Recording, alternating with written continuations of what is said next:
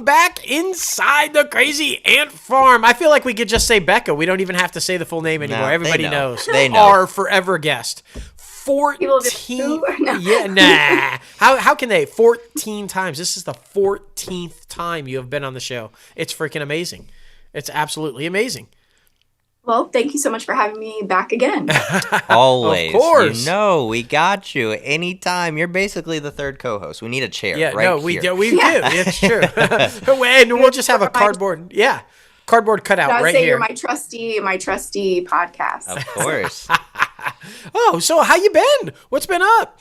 I'm good. Just been crazy busy, but good. Yeah, no, How about you got a bunch of stuff going on. I mean, it's just we're gonna talk about that, of course. Us, we've been pretty good. We've been pretty busy as well. So working on a bunch of stuff. Yeah, we're having a blast. You know us, living the dream. Always. That's right. So, I mean, we know you are like the queen of horror, right? Everybody knows this is your yes, this is it. The new one, Two Witches. Congratulations. It's doing really, really well. You guys are killing it with it. Thank you. Yeah. Thank you so much. I appreciate that. Yeah, we're excited to talk about it. For anybody who hasn't, if you haven't seen the movie, the trailer is just crazy, scary good, and then the poster is freaky. I love it. All the pictures are you, and it's just terrifying. It's that's not Rebecca. Wait a minute, hold on. It's she's kind of scary. A little bit. Yeah. All right. Well, let's jump into it because I just let's get right into it. Like your character is Masha, correct? Am I saying that right? Yes, you are. Yes. Yeah. And I just got to tell you, I don't know, you read the script and you're like, oh, this is a nice. I mean, as the first time we see you, you're basically choking out a guy during sex, and I'm just well, that's an introduction. Hello, how are you? What's going on? So talk about the film a little bit, the whole casting process, the reading the script, and getting into it. What did you think of it when you first read it? Yeah. So, the great question. Lovely introduction to Masha. Yeah, for sure. When I read the script, I was like, oh, okay, here we go. I love it because you're like, who is this girl? And immediately she just, like you said, tries to choke someone out. Yeah. So you quickly get a sense of who she is before she even says anything, really. So Christina Klebe, who's also in the movie, she was already attached and they were needing to fill my character, Masha. And so she suggested me to the director and was like, hey, I have a friend, I don't exactly know what she said, but something probably along the lines of she does a lot of horror. You should check it out. Check her out. She sent me the script and was like, hey, would you be interested? And I read it and I was like, yeah, absolutely. I would totally be interested. So she sent my stuff to the director. He took a look and we chatted and that was kind of it. And I was in, started shooting fairly quickly after that. They were kind of down to the wire. So, oh, wow. When I read it, I was like, I've never obviously done a part like this. I've never played a witch. I've never played someone so evil. So that was really fun. And I just, was excited to be able to explore her, to, see what I could come up with, what fun things I could do. And I was like, I may never get to play something again like this. So that was kind of the casting process. It was very quick. And then just, read it and I was like, I'm in. Wow. I love that, though. I love that because, there's a lot of different, aspects that we can dive into. And, just going off of the artwork of the poster, and that right there, I feel like to spark someone's imagination, to spark their attention, I guess, because we all know that our attention spans right now are very, very tiny. So it's good to, quick grab and bring them on board. Where is it available right now? Yeah, so the movie is available everywhere. So on Amazon, iTunes, Apple TV, all those good places. It's also available on Arrow Video to stream. Nice. And if people want to check out Arrow, you can do a 30-day free trial, see what else you like. You might end up keeping it if you decide there's a bunch of other movies I want to check out or not. But and right now on Amazon, I believe Amazon, iTunes, Apple. I know for sure Apple TV and iTunes are doing a flash sale, and you can do on Apple you can rent it for 99 cents. Nice. Well, So literally less than, $1, you can watch the movie. For Exactly. sure. Well, and you brought up a good point, like the look on the poster and the artwork and everything. And I mean, you're terrifying in it looking. So talk about that. Was the makeup process a long time, or like was a lot of that digital, or like explain that a little bit, because the way you look is just like creepy as shit. Like, I'm not even gonna lie. No, thank you. It's actually very little makeup. It was mostly Really? Okay. it's mostly just me, to be honest, with a little bit of obviously the white eyes are CGI, and Right. at the end, when I'm not to give anything too much away, but at the end, when I have been through the ringer and you know what I'm talking about, and Yes. I'm in the bed, that was all obviously prosthetics. For sure. But as far as the faces go, that was me. Wow. I love that. Wow. That's so Yeah. cool. When was it shot? I'm curious. Yeah, so we started at the end of 2019, into 2020, and then we got shut down because of the pandemic. Right. Of course. And then we finished, at the end of 2021, once we could start filming again. Nice. So a lot of it was filmed during the pandemic, so that was an interesting challenge for sure. For anybody that doesn't know, I mean, it's like a really original, interesting take. That two witches, and it's actually two tales from two different stories of two different witches, correct? And so, yeah, and yours takes place, I think, in the second half. It's the second story of. Right. Talk about that a little bit for anybody who isn't familiar. Is there any point, without giving away spoilers, obviously we know, but where these two witches merge, is there some sort of a crossover from the two stories that they come together, or what? You mean in the current movie or in future? Yeah, no, see, you're like, yeah. In the current, yeah. In the current. Yeah, so, it's interesting is we have, I think, one scene together, right? In the bathroom, she pops out behind me. Yeah. So we didn't, she was on set a lot. She's Pierre's mom, the director's mom. Nice. She's amazing. Just like such a lovely woman, and she was great in the movie, and then also just such a big supporter of us and making sure that we had everything we needed when we were on set. So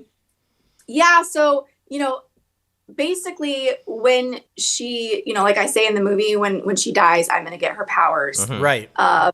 So in the first one, she does her thing, and in mine, when she does pass away, that's kind of when I get her powers.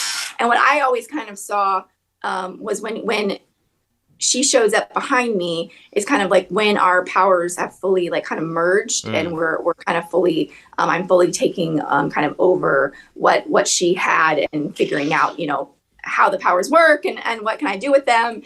So I'm still a new witch, not fully understanding what I have and what I can do with them yet.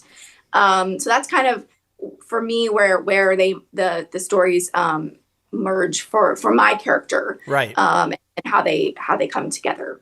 Tomorrow is actually some downtime for us. We'll be able to check it Awesome. out. I'm really excited because, we love following your work and following your career. And obviously, that's why it's your 14th time coming back on. And this is just a sidebar. Every time you were saying merge, I know you're a huge Friends fan. I was thinking Chandler. Merge. Yes. I just had to throw that out there because I know that was like our number one sitcom.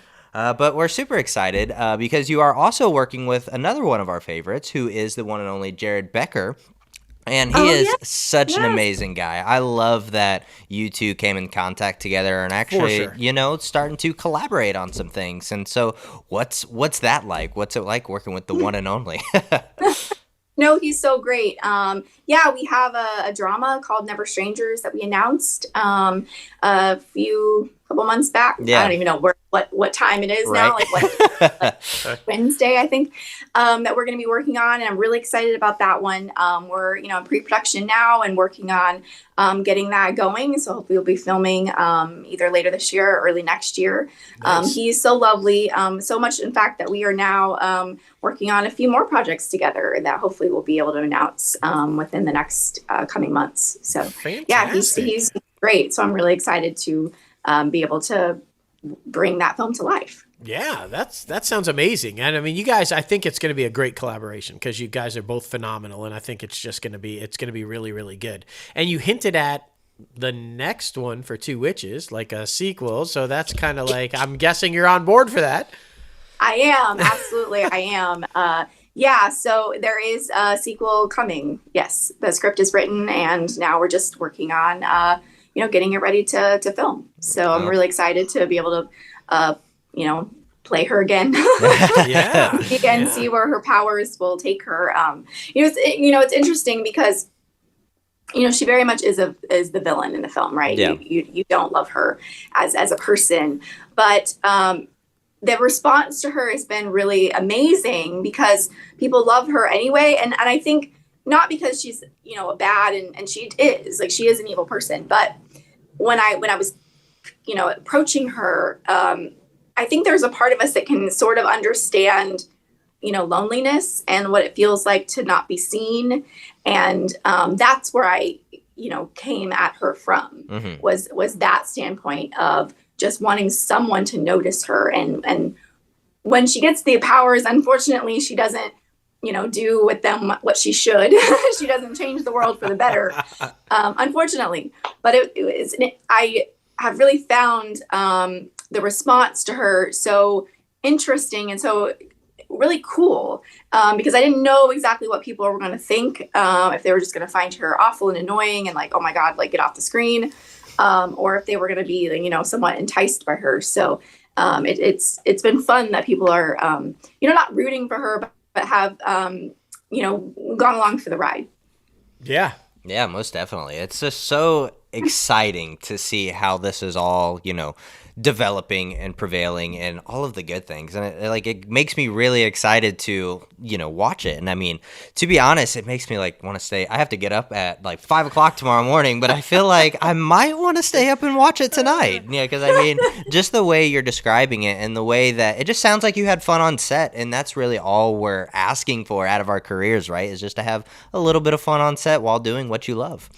Well, Honestly. Oh, sorry. The approach, like you said, I think that it works really well when you play a villain if you can find somehow, some way to have the audience connect, right? Like, yeah, this is an evil person, but we kind of like her, and if you can find that for the audience, right, then they don't care it's a villain. They're just still, hey, we like this character and we're gonna go with it, And I think all successful stories that can highlight the villain like that and make the audience care about them, or at least care about the reason why they're the way they are, that works really well. So, you do so many horrors, and this genre is kind of like, and like Logan said, it's all about having fun on set and kind of like talk about whether it's either difficult or how you have come to be able to do these type movies, because some they get pretty dark and the storylines are pretty mentally, how do you just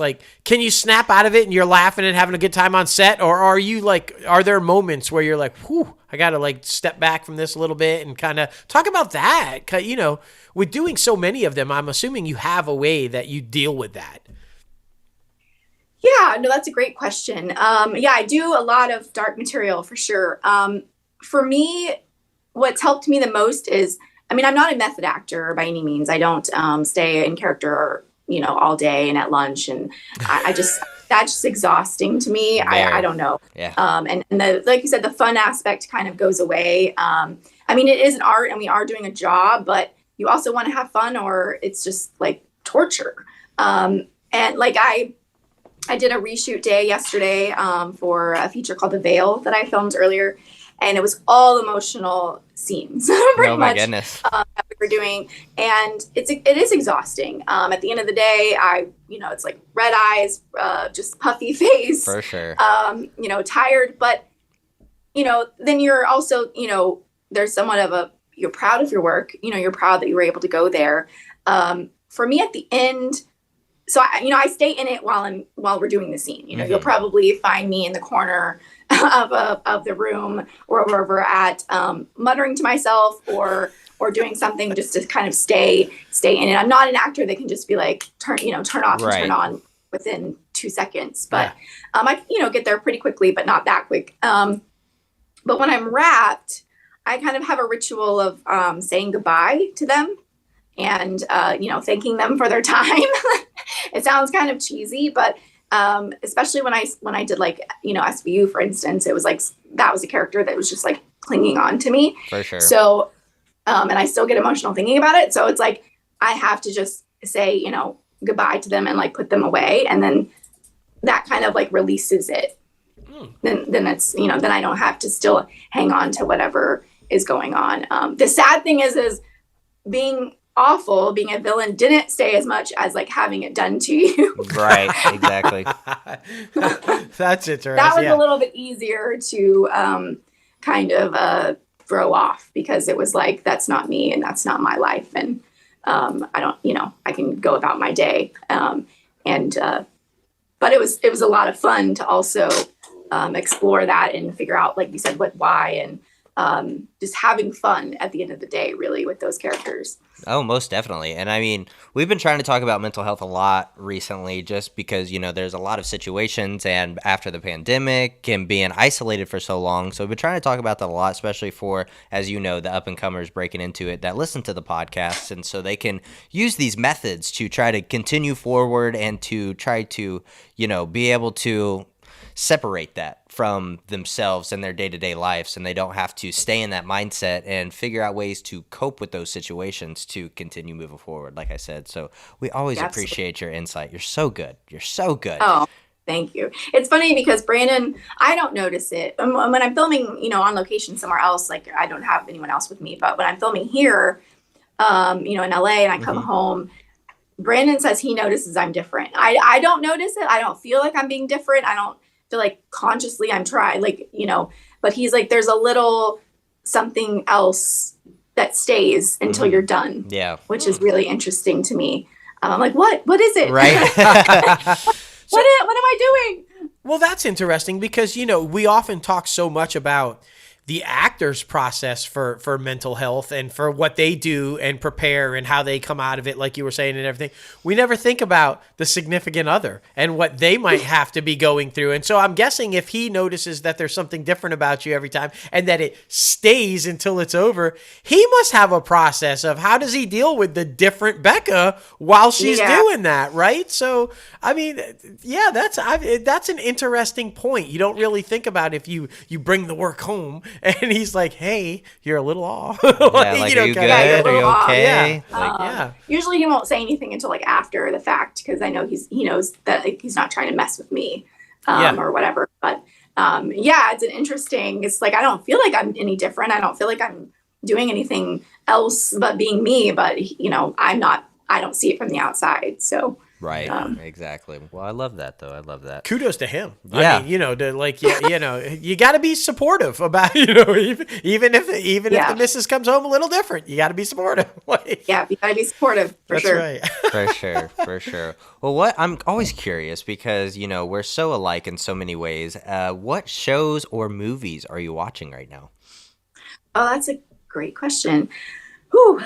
So I went to Chicago this past weekend, so on the plane I started The Watcher. Nice. Oh, okay. And I am enjoying that. I binge watched the first season of Chucky, but I haven't started the second. Yeah. So what is your opinion? What's your opinions on that one? It's so fun. I mean, you're getting in, you know what you're getting into, and I enjoy that they just kill off every parent, like in the first season. Like, I think there's like one parent left, like in the show, and it's like all these orphans. And I it's like I love that there's like just doing what they need to do. Like they're not precious with any of the characters, which I like because you never know what's going to happen. It's very unpredictable in that way as well. So I don't feel like they're trying to keep I don't know what the word is, like, keeping it interesting, keeping it moving. Exactly. So those are, I guess, some of the things right now. What about books?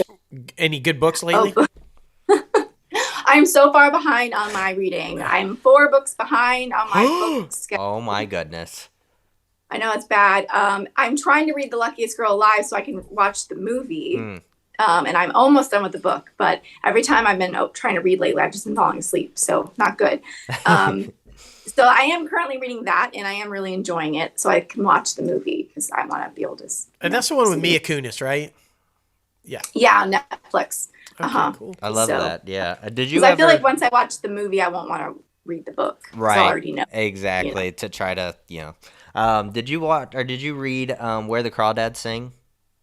I haven't. It's on my list. Mm-hmm. I haven't actually read it yet. So I'm guessing you didn't. Either. Yeah. Okay. Well, the movie was great, and from what I have heard, the book is also phenomenal. So that's just another one to throw onto your list. I'm not trying to put too much pressure on you. I have it on. Oh, I have it on my list. No mistake. Yeah. So it by all means read the book first. Yeah. Because if you don't, the movie spoils it. Obviously, for you. Yeah. So you just like, a lot of people were like, oh, and then, it's like, oh, and then the rest of the theater was like, who had read the book, they were like, no reaction at all. And they're like, oh, okay. Know. Yeah, they already know. Exactly. Yeah. Okay. So here's an interesting, I don't know if we've brought this question up with you before, but we're going to do it again just if we have, because it's always fun. With all of the dark, twisted horror stuff that you do, or even just SVU and Station 19 and like all these intense characters, what is your most embarrassing moment? Have you had that moment like on set where it was just like you thought you would like never get over it? You were just ridiculously embarrassed, but then now laugh about it? Like you have to have one. Come on. That's a great question. I don't really have anything that's like so embarrassing where I was like, oh my God, like I've never had like my pants fall, it's like I've never had something where like I tripped or like my pants, like costume fell off or, I guess the one thing that I'll just go with the first thing that comes to mind. It's not really embarrassing, but Station 19, when we rehearsed, we used like a rubber gun that was like didn't weigh anything, and then when we really shot, we used a reel that did weigh a lot. And I didn't think about that, when you book it, you're like, oh great, I start the next day, like don't think about having to hold the gun forever, and I'm having to like hold it across at one point. And though, you're not really like, that's not really a way that your arm should be for a very long time. And during the takes, my arm literally would start like seizing and I couldn't hold it up. Yeah. I couldn't, I would just like start and I'd be like, I'm sorry. And I like have to go back up. Like, and it wasn't really embarrassing because it's not my fault, but I was like, I felt weak. I felt like a very weak person. I was like, oh my God, I can't even keep this gun up. And the director was like, just use it. So there's moments you can definitely see where it's like shaking not because the character, but because my arm was like done. But it comes across so dramatic, like, Right. And if I had thought about it, not realizing it's like when it wasn't my coverage, I should have asked them, can I just have the one doesn't weigh anything. Right. Exactly. If I had thought about it ahead of time, but I'm sure they didn't think I would have any problems. I didn't think I'd have any problems. Like, well, it was fine at first. But then eventually it was just started falling down. Right. That's great though. I mean, that's always good because like I said, for the up and comers, like everything is okay to happen on set. Just continue moving forward. It's all good. You'll have stories for the podcast. I know I was very worried. I was like, because it was when it was on me. Yeah. Of course. Right?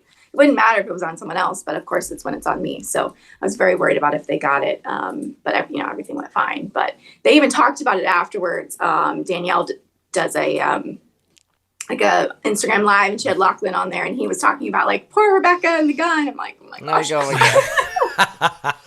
That's the story everybody tells. Like, Yeah.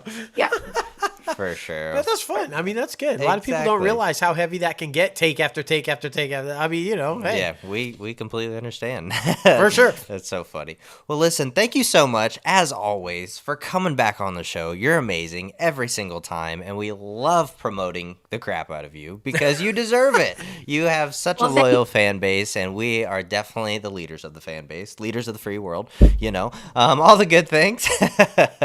Well, we hope you have a great rest of your evening. Take care and all the good things. Let people know where they can follow you if they're not already, and I'm sure all of our fans are, but to all the new listeners, All the new listeners. Yeah, I'm on Instagram at Becca, Bekahk, and then on Twitter at Rebekah Kennedy, Rebekah. So fantastic. Again, thank you so much for having me. I really course, appreciate it. Always. Of course. Well, listen, take care, and we'll be reaching out to you soon. Sounds good. All right, dear. Have a good night. See ya. Bye. Bye. Man, oh my goodness. Every single time. Every time she's just like, there's a reason she's the forever guest. She's fantastic. She's one, like, I'm shocked though, honestly, like that she said that's her. It's just CGI eyes, but like it's her. I'm like, some of the stuff with her face, it's like, wow, that's impressive. It's wild, man. I mean, it's crazy what you can do. It's awesome though. I guess after doing so many of those, you're just like, no, watch, I can do all this. Exactly. It's like, I don't know. She's like Jim Carrey for horror. Like, right. I don't know. I love it. Well, listen, thank you, Rebekah, for coming on the show.